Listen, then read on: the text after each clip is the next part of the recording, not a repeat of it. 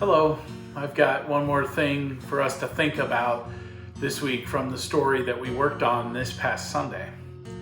If you remember, it was the story when King David decided that he should build a house for God.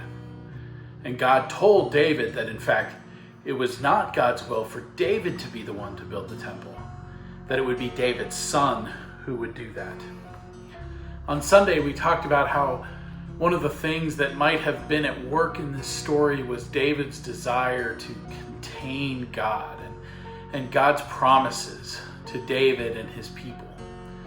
And that God was not looking to be contained, but would rather be on the move.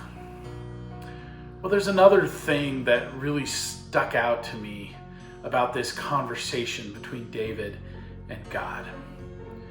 It seems like maybe another goal of David's in building a house for God would be to try and earn God's favor. David may have been worried that he would anger God when God saw that David was sitting in a fancy palace while God was relegated to a tent. If David built God a house, however, God would be sure to keep blessing David and David's people. David, like so many of us tend to do, assumed some kind of transactional relationship between himself and God. He thought that he needed to keep doing things for God in order for God to keep doing things for him. It's such an easy thing for us to believe because it makes sense in our way of being. We humans are often very transactional in our way of thinking. It's easy for us to be kind to people who are kind to us. We feel compelled to help people who have or we think would help us in the future. We expect people who we do things for to do things for us in return. And it works the other way too. We think if someone is kind to us that we must find a way to be kind back to them. Or when someone gives us a gift, we feel obligated to give an equivalent gift in return. But I want us to notice something in this story.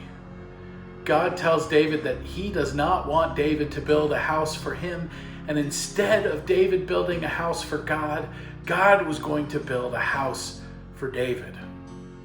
There's a little play on the word house there. David wants to build a physical building for God, but God is promising instead to assure that that David's family or household would last forever. But what really matters here is that God is not thinking transactionally. God is going to do this for David, not in return for something that David did for God, but just because God loves David. That's it. That's what motivated God all along in caring for David. Sometimes I think we too often think that we need to earn God's work in our lives, that we need to be good enough or faithful enough, that God will only really love us if we keep doing God's work. But that's not how it works. God loves us, period.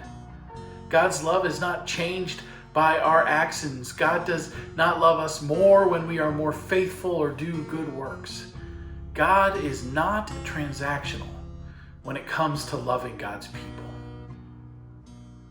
Let's hold on to that this day and every day as we live our lives seeking to walk with God. Grace and peace to you, God's beloved children.